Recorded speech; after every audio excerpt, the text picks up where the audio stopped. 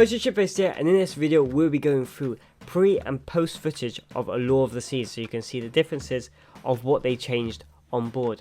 So Allure of the Seas has just taken over £100 million upgrade or refurbishment, and I was on there in September 2024 and I went around and filmed all the things that they were going to change. They hadn't announced them yet, so I had to guess most of them, but some of them I got pretty spot on. It wasn't rocket science, to be fair. So yeah, come along with me and let's check out all the differences. Because when I was on there, it was actually hard on the first sailing after the refurbishment. It's actually hard to imagine what it was like before while being there with it all new, and it's really hard to think about. But when I came back and had a look at the footage, it was quite crazy some of the stuff they've changed. We're going to start on deck 5 on the Royal Promenade. There's one change on the Promenade, and it is the champagne bar. The champagne bar is no more, and it has changed. It was kind of outdated. They didn't use it as much. They have changed it on other ships before, and personally I didn't use it. It never appealed to me. So they have changed it to the Pesky Parrot, a brand new bar that is on Utopia of the Seas and Navigator, if I'm not mistaken.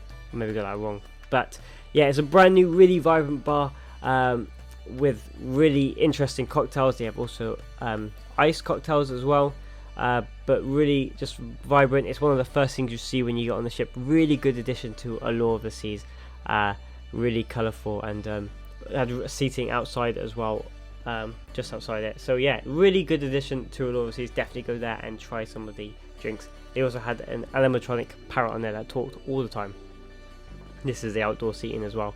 Always could find a seat, but it was also quite busy as well in the evenings. Next one is Vitality. On deck 6 in the spa, which is a bit of an interesting one. They've got rid of the cafe, the smoothie drinks, fresh drinks cafe. There's now a little like seating and selling shelves. This one I did not get because I don't have footage of it. But if you want fresh juices, you have to go down to Sorrento's and ask at the counter, and they still have a smallish menu there. Really weird change. Didn't expect this one, but they added rooms behind the cafe as well. Which is it really worth that to get rid of it? Bit of a weird one, but yeah, Sorrento's for your fresh juices. Now on deck 6, we're going to go to the back of the ship and the boardwalk. There's quite a few changes on here. It's Samba, the Mexican restaurant, the specialty restaurant. Didn't really do that well. They've changed it on quite a few ships. Also, the arcade is gone as well. So they've changed the Mexican Samba to Playmaker Sports Bar and Arcade, a really good addition to the Royal Caribbean fleet when they debuted it on, which one was it? Liberty? No, Liberty? Was it? Which one did they hit? Mariner of the Seas debuted, and then the Independence. Really good addition, or Symphony as well. Lots of screens, played football, F1, lacrosse as well, I've seen as well. Basketball, baseball, they have it all on here. Really good outdoor seating as well, and they also have 2 pool tables and an arcade in there as well. So the next change is the tequila bar is gone, and it is now the Ultimate Abyss. That obviously comes with the Samba. Both of them have gone, so Playmakers and the Ultimate Abyss has replaced that. They also have a new Aqua show on board, Aqua's 82, which is the same one on Oasis of the Seas, I think. But that was in technical rehearsal, so I couldn't see that. But yeah, that new show is coming soon. They've also changed the flooring, because if you kind of see the flooring when I was panning there, it's again, didn't really notice that until I got back footage. They've changed the flooring as well. Things I'm surprised that stayed: the cupcake shop and the boardwalk donuts. Normally Playmakers covers the whole thing. Moving up to deck 11 and 12, this is the library and this is the Crown Lounge. The Crown Lounge has been relocated. I'll show that later in the video when we get there. Really nice view this one was. Unfortunately it was a 2-story one, but it's now gone and it's now cabins. Really nice view as well. One interesting thing, so they basically put cabins, and now it's just a view, and it's just now a hallway, where on other ships, on Utopia it was Giovanni's, it's been Wonderland. It just seems a bit of a waste of space. There is 2 rooms in this corridor that have a view of the boardwalk up high, so definitely try and book those if you're looking at that sort of greater cabin. This card room is now gone as well, but yeah, that window just seems a bit of a waste of space. Put in the comments below if you think it is as well, and they could put like a bar there or something. But yes, the library is now the escape room at $44 per go. This is the escape room on board. Moving to the front of deck 14, we have Adventure Ocean, which has had a full upgrade with the extension going into the Solarium, which we'll get onto after this. They've had more space, they've added a theatre, they've added more things. It's just been given an upgrade to what it is now on other ships, which is really great for people who are travelling with kids and their families. Yeah, really good upgrade. I couldn't get into film any of it, it was too busy. But you can see the theatre there. Now moving on to the adults only Solarium. So at the front you had to go down to deck 14 to go and get on this bit of area. It's now fully decked out level, and you walk out and it's now fully outside. We've got more sunbeds, some like those, that circle thing, it's like a sofa, and then you've got more lay bed things on like over the wing. You might not get as good a view over the wing or over the bridge as you did, but I think it's a good addition. It adds more space, more seating, especially in the sun as well, because the Solarium is kind of more shaded with those wind blockers. So yeah, definitely a really good addition to Solarium, to the Solarium on Allure of the Seas. There's also some more changes in the Solarium, which I didn't really realise till I got home again. This is subtle changes. It's in Samba grill. So this is before. It's now inside. You can see by the back of the hot tub and the back of the pool. Those were outside seating. They're now inside seating. They've extended Samba grill. Also, I'm quite surprised Samba grill survived the refurb, but it has, and we tried it and it was very nice. Moving on to the pool deck, we have the Perfect Storm. There's this without the slides. This is where the two racer slides are now, and this is where the bowl slide is now. I'm gonna show you guys now, and this is what the new pool deck looks like, especially with the lime and coconut theming as well. Give you a lot more colour. So this is Perfect Storm, and here are the two racers. So we do lose two hot tubs with the Perfect Storm as well, and then that's the bowl one. And then also you had like this cascading sun deck here. That is now completely gone. It's now level. It's just two separate levels. So I'm going to pan to it now. It's now gone. It's now just two separate levels. So you don't have any of the what's it called? The sun levels. I don't know what to call it. The beach pool has basically stayed exactly the same. There's no changes there whatsoever. In the middle, you had the sandbar and you had the, what's the other one called? Sky bar. But those are both gone, and now everything's just lime and coconut. This is the one on the lower level. Lots more nicer seating and just a bit more colourful. And we're going to go up to the top deck now and look at that one. Again, just more seating, more comfortable seating. Some of the seating looked really awful in the other video. And again, more lime and coconut. On the top level of the pool deck, we have gained two hot tubs. So we've lost two hot tubs, but we've gained two more on the top level. Also bigger hot tubs as well. So that is definitely a small plus. You also added these cabanas as well for the Caribbean and Mediterranean season. On the sports deck, sports pool, you also have lost the raised thing here. It's now all flat as well, which again is another really good plus for people in that are accessible. It just makes it more easier for everybody.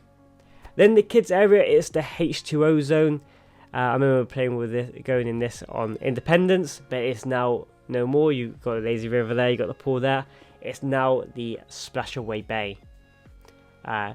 You've got a water slide, you've got slides, you've got water sprays, a water bucket. It just is a lot nicer and more upgraded. You do lose the pool and the lazy river, but yeah, I think overall it is a good upgrade. So this is a teen area. This was the living room. The living room has now turned into the mason jar, but the teen club has moved into the arcade, and it's called Social 298 now. So it's through the arcade and it's at the back of the arcade. So now this is mason jar. This has replaced the teen club. Really good addition, very, very popular on all the ships it's been on. With this has got the restaurant bit, so this is a specialty restaurant, Southern American cuisine, and it's also got the bar, which plays live music in the evening. Really, really busy, very, very popular. You need to get there really early if you would like a seat. But yeah, really popular with the guests on board, especially my 4-night sailing. So then moving to the other side of the sports deck, you've got rid of, because of Mason Jar, you've got the table tennis has also moved. There's 2 of them. On the other side, you've got El Loco Fresh. So this was the Wipeout Cafe featured by Loco Fresh. So technically, it was on the ship, but now it's just now officially on the ship. I don't really. They've edited it and it is so much better than what it was. It was basically inside in this cafe, but now it's fully open, open plan, lots more seating, so the queue's not as gigantic. The queue used to be ridiculous, but it's all open now, way more seating, because this was all like protected by a windshield, but now that's gone, and yeah, really good upgrade. So then you have fuel next to that between Mason Jar and the El Loco Fresh. Now it's the Crown Lounge. This is where the Crown Lounge has moved to deck 15, between El Loco Fresh and Mason Jar.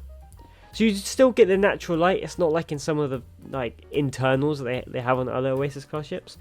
So I think it's okay movement. It's not as big as it was before, but it's it's good. Apart from they've put a massive step going into it by accident.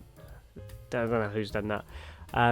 The mini golf has taken a little upgrade just to replace the greens, so it was all fresh and new, which was really good to see. The Wipeout bar now does shaved ice. That's something I noticed going through the videos. There's all the flavors. And then the big one at the back of the ship is the Ultimate Abyss. Now this one I did have a little bit. I spoke to my girlfriend about this. We actually sat there and stood there and sat here and watched the sail away. But when we went back, there's no seating. Now the Ultimate Abyss is here. There's like nothing. Look at all the sunbeds, and we stood on this where the bar was, and we watched the sail away. There's also some chairs as well. We sat at the chairs and watched the sail away from Perfect Day, I think, or was it Nassau? But now there's nothing. So that's still there. So you can still get a drink and stand there, but there's no seating. It's just kind of confusing. There's still space to put seating. I don't really know about that one. That was just one of the complaints I had. But yeah, it's that's just a minor thing. But the Ultimate Abyss is now there.